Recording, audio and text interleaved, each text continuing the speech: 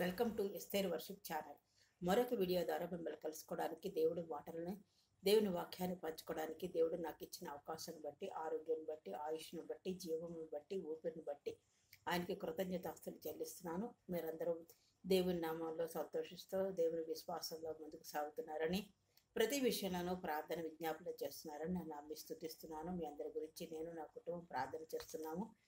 నా గురించి, నా కుటుంబం గురించి మీరు ప్రార్థన చేయాలని కోరుతున్నాను. మీరు నన్ను ప్రోత్సహిస్తూ, బలపరుస్తూ, ఆదరిస్తూ నడిపిస్తున్నందుకు మీకు నా వందనాలు తెలియజేస్తున్నాను. ఈరోజు మరొక వీడియో ద్వారా మరొక వాక్యంతో మీతో మాట్లాడాలని నేను ఆశపడుతున్నాను. వాక్యాన్ని చదువుకుందాము. ఫిలిప్పీ రాసిన పత్రిక 4వ అధ్యాయము 5వ వచనం చూసుకుంటే, ఎల్లప్పుడూ ప్రభువునందు ఆనందించడి, మరల చెప్పుదును ఆనందించడి, మీ సహనమును సకల జనులకు తెలియబడనీయుడి అని దేవుని వాక్యం సెలవిస్తుందన్నమాట. ఏ విషయంలోనూ చింతపడద్దు, ఎల్లప్పుడూ ప్రభువునందు ఆనందించడి, మరల చెప్పుదును ఆనందించడి, మీ సహనము సకల జనులకు తెలియబడనీయుడి. ఎల్లప్పుడూ ఆనందపడమంటున్నాడు. సకల జనులు ప్రభువు ఎందుకంటే సమీపంగా ఉన్నాడు. దేనిని గురించి చింతపడకడి, దేనిని గురించి చింతపడకడని దేవుడి వాక్యం సెలవిస్తోంది. మరి చిన్న ప్రార్థన చేసుకుందాం. అత్యంత మహాపరిశుద్ధులను, ప్రేమను, కృపామను, దయామడిన ప్రేమ మీ అప్రంజి పాదములకు లెక్కలేని స్థుతులు, స్తోత్రాలు, వందనాలు చెల్లించుకుంటూ మీ పాసరదానికి వస్తున్నానైనా. మీ వాక్యాన్ని వివరించడానికి నాకు జ్ఞానము సరిపోదునైనా. నీ ఆత్మ నడిపింపు దయచేసి నీ వాక్యం ద్వారా నాతో మాతో మాట్లాడి మిమ్మల్ని బలపరిచి మహింపదుమని యేసు నామములో ప్రార్థించుకుంటున్నాం తండ్రి, ఆమేన్. చింత గురించి, దేనిని గురించి చింతపడకుడి, ఎల్లప్పుడూ ప్రభువునందు ఆనందించుడి. ఆనందం ఎలాగొస్తుంది? చింత లేకుండా ఎలాగుంటాము? ఈ రోజుల్లో అన్నిటికీ చింతే. ఈ రోజులేట ఏ రోజులైనా అన్నిటికీ చింతే. ఈ రోజుల్లో మరీ ఎక్కువైపోయింది. చిన్నపిల్లలు వాళ్ళు ఎల్కేజీ నుంచి పీజీ వరకు చింతే. రోజు స్కూల్కి వెళ్ళాలి, హోంవర్క్లు చేయాలి, అక్కడే రోజంతా గడిచిపోతుంది అనేసి వాళ్ళకి చింత. ఎగ్జామ్స్లో మంచిగా రాయాలి, మంచి మార్కులు పొందుకోవాలని చింత, హోంవర్క్లు చేయాలని చింత, తర్వాత ఇంకా 10th క్లాసు అయితే ఎగ్జామ్ రిజల్ట్స్ వరకు చింత, ఎలా పాస్ అవుతామో ఏంటో అని. ఇంక డిగ్రీ ఆయా కోర్సులు తీసుకున్న వాళ్ళకి, బీటెక్ కానీ ఏం తీసుకున్నా ఆ కోర్సుల్లో వాళ్ళు మంచిగా చదువుకుని మంచి మార్కులతో పాస్ అయ్యి ఉత్తీర్ణులు అవ్వాలని చింత. ఉత్తీర్ణులు అయిన తర్వాత ఉద్యోగాల గురించి చింత, ఉద్యోగాలు వచ్చిన తర్వాత పెళ్ళిళ్ళ గురించి చింత, మ్యారేజెస్ గురించి కూడా చింతే. సాటి అయిన సహకారం వస్తారా లేదా, ముందు ఉద్యోగాల గురించి. ఈ రోజుల్లో ఉద్యోగం దొరకడం చాలా కష్టమైపోయింది. ఎంత చదువుకున్నా కూడా ఉద్యోగాలు దొరకడం చాలా కష్టమైంది. ఆ పోటీకి తట్టుకొని ఆ చింతను భరిస్తూ ఎట్టకేలకు ఉద్యోగం సంపాదించుకున్న తర్వాత వివాహం గురించి, ఆ ఉద్యోగం నిలకడం గురించి, అక్కడ నిలదొక్కుకోవడం గురించి, అక్కడ అందరితో సర్దుకుపోయి మరి ఎలాంటి పరిస్థితులు నా సహనంతో మెలగడం గురించి, ప్రతిదినము ప్రతి క్షణము టెన్షను, చింత. వివాహం గురించి చింత, సాటి అయిన సహకారం దొరుకుతుందా, ఆమె ఎలాగుంటుంది, లేకపోతే ఆ దొరికిన సాటి అయిన సహకారుడు భర్త ఎలాగుంటాడని చింత. యవనస్తులకి వివాహం అయిన తర్వాత పిల్లలు పుట్టలేదని చింత, పిల్లలు పుట్టిన తర్వాత వాళ్ళని పెంచి పెద్ద చేయాలని చింత, పెద్ద చేసిన తర్వాత మళ్ళీ తిరిగి చక్రం అలా తిరుగుతూ ఉంటుంది. వాళ్ళని పెంచడం, వాళ్ళ ఉద్యోగాలు, వాళ్ళ చదువులు, వాళ్ళ పెళ్ళిళ్ళు, ఇది కాలచక్రం ఇలాగా తిరిగిపోతూ ఉంటుంది. ప్రతిదీ చింత. ఇంక తల్లిదండ్రులకి బిడ్డల గురించి చింత, బిడ్డలకి తల్లిదండ్రుల గురించి చింత.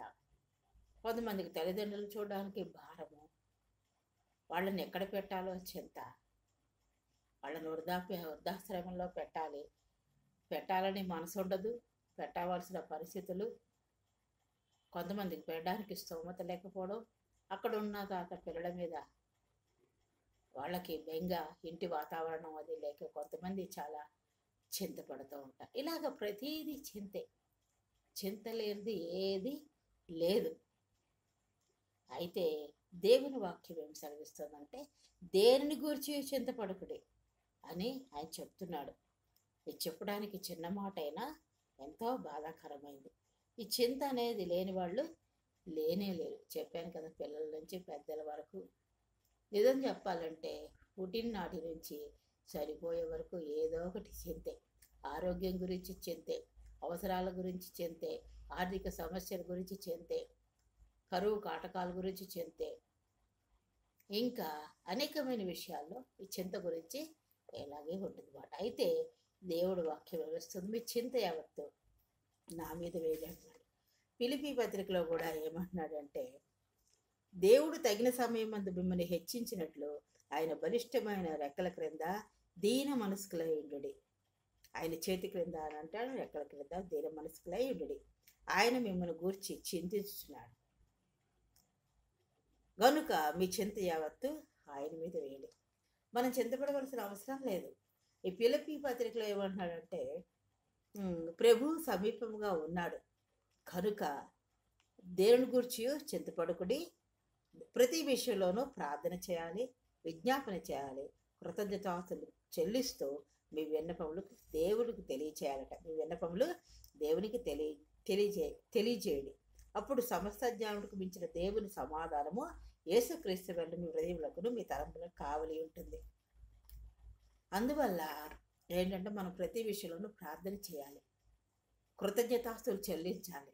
ఆయన ఇంతవరకు చేసిన వాటిని బట్టి, ఇంతవరకు మనకి ఇచ్చిన వాటిని బట్టి, ఇంతవరకు సమస్తము చేసిన దేవుడు, సమస్త ఆశీర్వాదాలు అనుగ్రహించిన దేవుడు, మనం ఏది అడుగుతున్నామో ప్రతి విషయంలోనూ ఆయన చేస్తాడు, ఆయన సమాధానం ఇస్తాడు, మన ఆశీర్వదిస్తాడు అని కృతజ్ఞతలు, జరిగిన వాటికి కృతజ్ఞత చెల్లిస్తూ ప్రార్థన చేస్తూ ఆయన హెచ్చించి, ఆయన గనపరిచి, ఆయన మహింపరిచి ఏం చేయాలట, మన విన్నపాలు, మనకు కావలసిన వాటిని తెలియచేయాలి. ఆయనకి ప్రార్థన విజ్ఞాపనలు చేయాలన్నమాట. కృతజ్ఞతాపూర్వక విజ్ఞాపనలు తెలియచేయాలి. అదే అంటున్నాడు కదా, ప్రయాసపడి భారం మోసుకొంచున్న వారులారా నా యొద్దకు రండి, నేను మీకు మీ భారం నేను మోస్తాను, మీ చింత నా మీద వేయుడి, మీరు ఏ విషయంలోనూ చింతపడద్దు అంటున్నాడు మాట. ఇంకా ఏమంటున్నాడు, ఎల్లప్పుడూ స్తుతియాగం చేయండి. హెబ్రీ పత్రికలో 13-15 చూసుకుంటే ఎల్లప్పుడూ స్తుతియాగం చేయాలి. ఏ పరిస్థితి అయినా, ఏ శ్రమ అయినా, ఏ ఇబ్బంది అయినా, ఏ కరువు అయినా, కాటమైనా, ఏ చింత అయినా కూడా ఏం చేయాలంట, స్తుతియాగం చేయాలి, ఆయన మహింపరచాలి. మన చింత యావత్తు, మన ప్రయాసం అంతా, మన భారం అంతా ఆయన మీద వేసి మనము సమాధానకరంగా ప్రార్థన విజ్ఞాపనలు చేస్తూ ఉంటే దేవుడు ఆశ్చర్యకార్యం చేస్తాడు. చిన్న స్టోరీ చెప్తాడు. ఒక దైవసేవకుడు చీకటిగా ఉన్న మురికి వాసన కొడుతున్న చిన్న గుడిసెలోనికి తొంగి చూశాడట. అప్పుడు ఒక దీనమైన స్వరం వినపడిందంట. ఒక ముసలామి స్వరం, ఎవరు బాబు అంటూ వినపడిందంట.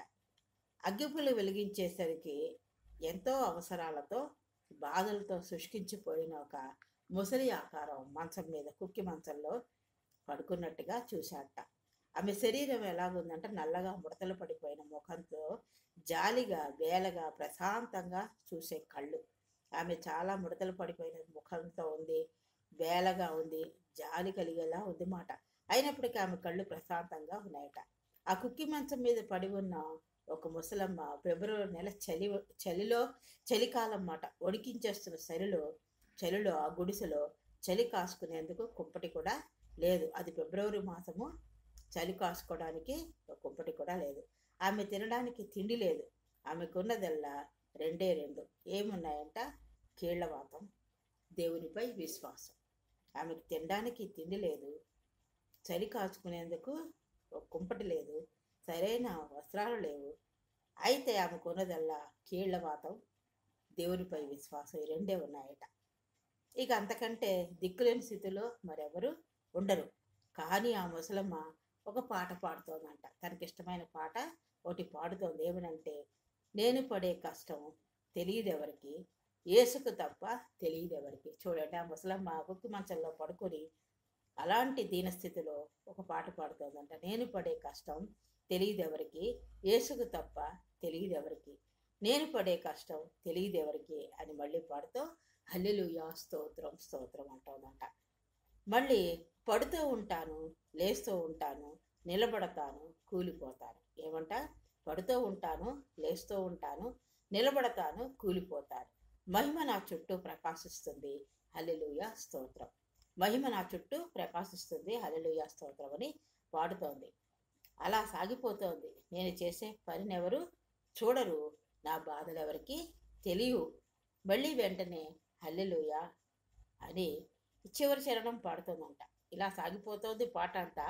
నేను చేసే పని ఎవరు చూడరు, నా బాధలు ఎవరికి తెలియవు అని మళ్ళీ వెంటనే హల్లెలూయా స్తోత్రమని చివరి చరణం ఇలా పాడుతోంది. నాకున్న సంతోషం తెలియదెవరికి, యేసుకు తప్ప తెలియదెవరికి. చూడండి ఎంత బాగా పాడుతోందో. నాకున్న సంతోషం తెలియదెవరికి, అంతే కదా, మనకున్న సంతోషం కానీ దుఃఖం కానీ తెలియదెవరికి, యేసుకే నా సంతోషం యేసుకు తప్ప ఎవరికీ తెలియదు, నా దీనస్థితి యేసుకు తప్ప ఎవరికీ తెలియదు అన్నట్టుగా ఆమె ఈ పాట పాడుతోంది. ఎటుపోయినను శ్రమపడుచునను ఇరికింపబడి వారము కాము, అపాయంలోనులను కేవలము ఉపాయం లేని వారము కాము, తరమబడుచునను దిక్కులేని వారము కాము, పడద్రోయబడినను నశించువారము కాము.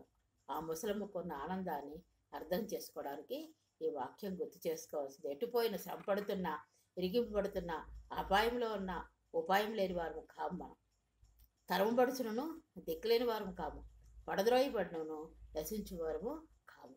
ఆ ముసలమ్మ కొన్న ఆనందాన్ని అర్థం చేసుకోవాలంటే ఈ వాక్యాన్ని మనం గుర్తు చేసుకోవాల్సిందే. చూసారా ఎంత ఆ ముసలం ఎంత ఇదిగా పాడుకుంటోంది ఆ దీనస్థితిలో, ఆ కుక్కి మంచం మీద. కాబట్టి మనం ఏ విషయంలోనూ చింతపడకూడదు. మనకి చింత యావత్తు ఆయన మీద వేయాలి. ఆయన మాత్రమే మనకు సహాయం చేయవాడు. మన ప్రయాస భారాన్ని ఆయన మీద వేయాలి. ఆ భారాన్ని నుండి విడిపించేవాడు ఆయనే. మనం ప్రతిదీ ప్రార్థన విజ్ఞాపనల ద్వారా కృతజ్ఞతాపూర్వకంగా దేవునికి మన విన్నపాలు తెలియచేయాలి. మన చింత ఆయన మీద వేయాలి.